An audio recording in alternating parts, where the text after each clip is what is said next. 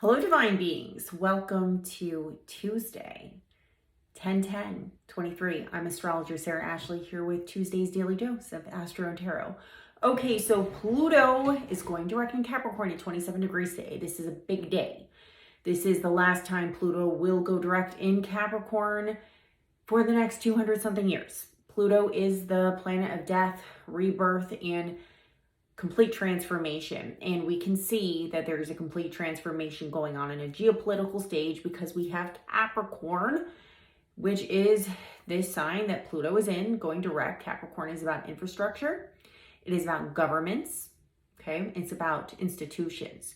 And we see that these things are being completely demolished as we know it. I feel, and I've been seeing that this is going to be a dark time leading up to the eclipse, okay? I know other astrologers are saying the same thing. We're not saying it to scare you. We're saying it to prepare you, just as if a weatherman or weather person, meteorologist, was telling you on Tuesday or Wednesday, it might snow 2 to 4 inches. You know, maybe you want to take it slow on the roads. That's kind of thing. We're just trying to prepare you. What it means for you personally, you know, you got to look at your own chart or get a professional chart reading by myself or another professional astrologer. So my information is here, sarahashleyAstrology.com, if you'd like to book with me. And if you don't feel in alignment with me, then there's plenty of other fish in the sea. Okay, won't take it personal.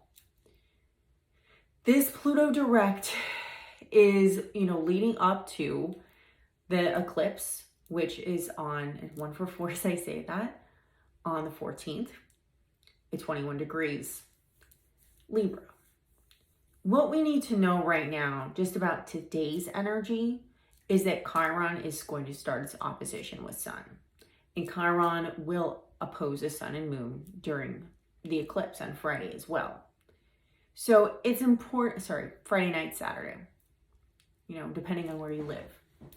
It's really important for us to understand our core wounds at this time.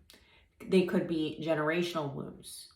They can be your wounds from your childhood. Because these generational wounds, as you can see, are playing out on a very real level, okay? I do strongly feel, from what I can see in the astrology, from my intuition, just from common sense, that we are headed for a complete reassembling of borders and boundaries and countries. So a lot of geopolitical shifts are going to happen in the next few months.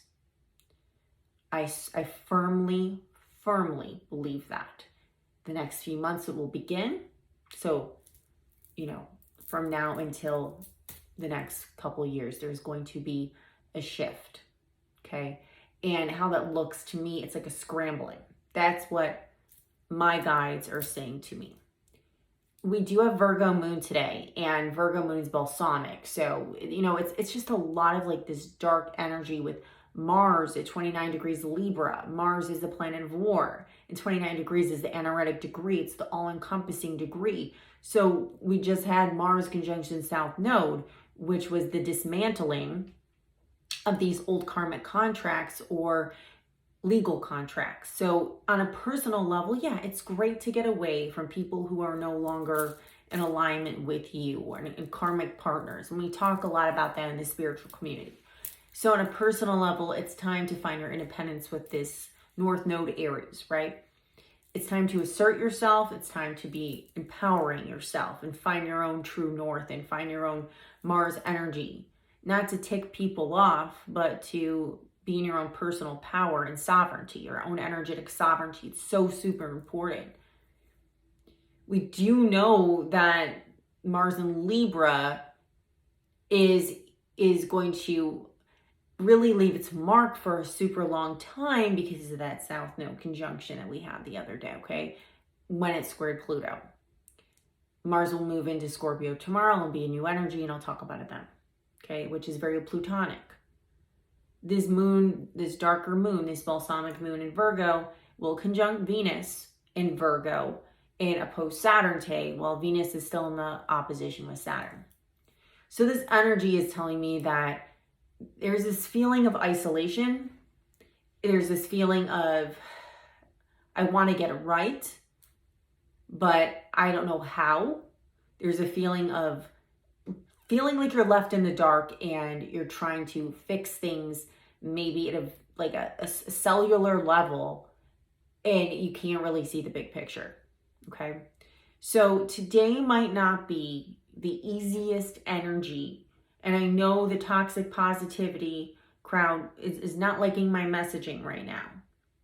But facts are facts. Some people don't view astrology as facts, but the astrology is 110% aligning with what we're seeing on a world level right now. So take care of yourself, definitely ground, and make sure that you're using your discernment at all times, because it's about to get wild out there. Wild West is what my guides told me. All right, of course, if you like to book a reading, you know where to find me, SarahAshleyAstrology.com. Before I pull the tarot, just so you know, I have a subscriber group on my Instagram where you can save half off all readings and get $22 off of all courses. And besides that, get weekly and monthly Astro and Tarot that is exclusive only to subscribers.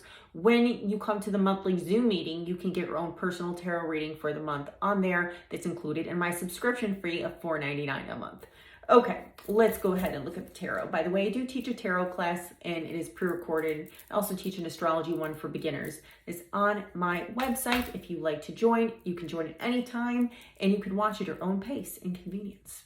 All right, let's see what's going on today with the tarot. Okay, we have the Nine of Swords, a lot of worrying. I'm not surprised. I think this energy is causing a lot of anxiety because we don't know what direction we're moving into. Let's see what else is going on here with Sacred Rebels Oracle.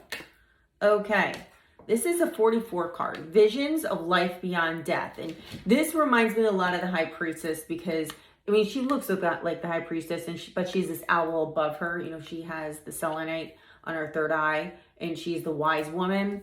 So what this is telling us that we really need to honor our soul. You know, a lot of us, like, I can break down crying right now. Like, I feel pain at a soul level I've never felt before because of the violence and destruction that's currently going on in this earth to innocent civilians.